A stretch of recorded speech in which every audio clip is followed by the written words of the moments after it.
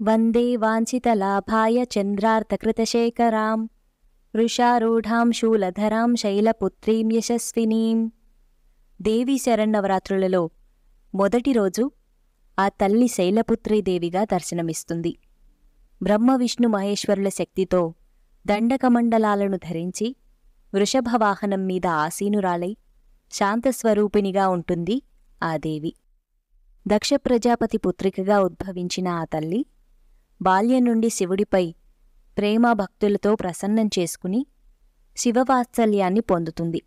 దక్షుడు చంద్రుడి మీద కోపంతో చంద్రుడికి శాపాన్ని ఇవ్వగా చంద్రుడు క్షయగ్రస్తుడవుతాడు.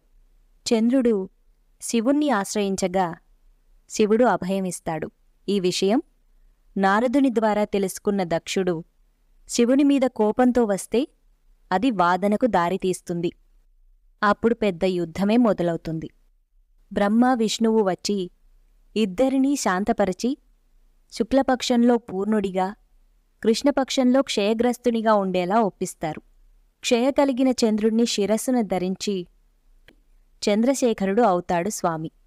అప్పటినుండి శివుడిపై కోపంతో దక్షుడు శివద్వేషిగా మారుతాడు. ఇంతలో సతీదేవి స్వయంవరం ఏర్పాటుచేస్తారు. కాని సతీదేవి తన చేతిలోని వరమాలను శివుని విగ్రహంపై వేసి నేను శివుడిని తప్ప ఎవరినీ పెళ్లి చేసుకోనని చెప్తుంది. దక్షుడు కోపంతో సతీదేవిని చంపబోగా శివుడు ప్రత్యక్షమై సతీదేవిని కైలాసానికి తీసుకుని వెళ్తాడు. వైభవంగా కళ్యాణం జరుగుతుంది. కొంతకాలానికి సప్త ఋషులు విశ్వశాంతి యాగం చేస్తుండగా దక్షుడు ఆ యాగానికి వెళ్తాడు.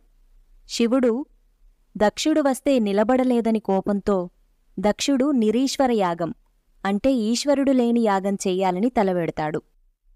ఎవరు ఎన్ని చెప్పినా వినకుండా ఈశ్వరుడు లేని యాగం ఉండదని చెప్పినా వినడు.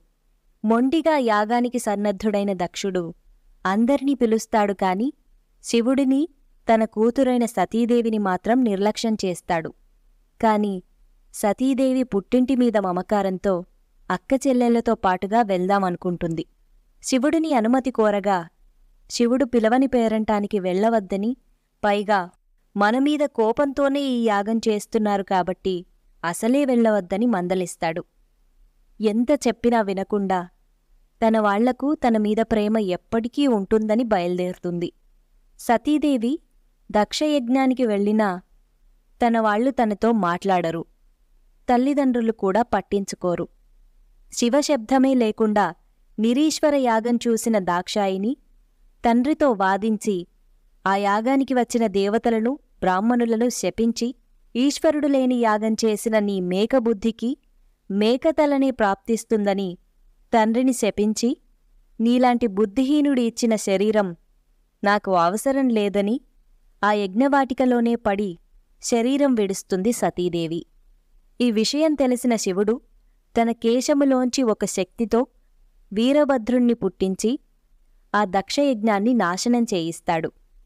ఆ దక్షుని తలను నరికి హోమగుండంలో వేస్తాడు వీరభద్రుడు. మేకతలను తెచ్చి దక్షుడికి అతికిస్తారు దేవతలు. శివుడి కోపానికి అన్ని లోకాలు కంపిస్తాయి. దేవతల వరప్రభావం చేత పర్వతరాజైన హిమవంతుడు మేనకాదేవి పుత్రికగా ఆ తల్లి పార్వతి ఆవిర్భావం జరుగుతుంది. ఆ శైలరాజు పుత్రికగా పుట్టినందుకుగాను శైలపుత్రిగా పూజిస్తారు శాక్తేయులు. ఈ దేవికి శైలజ, శైలపుత్రి, హైమవతి అను నామాలు సార్థకమయ్యాయి. ఆ తల్లి తన ఎదిగే దశలో తను చేసిన ముఖ్యమైన ఒక్కో ఘట్టాలనే ఈ నవరాత్రులలో మనం అలంకరించి పూజిస్తుంటాం. ఆ దేవి లీలామహత్యాలను తెలుసుకోవాలనుకుంటే మా ఛానల్ని తప్పకుండా సబ్స్క్రైబ్ చేయండి. ప్రయతః ప్రణవోంకారం ప్రణవం పురుషోత్తమం ఓంకారం ప్రణవాత్మానం తన్మే మనః శివ సంకల్పమస్తు.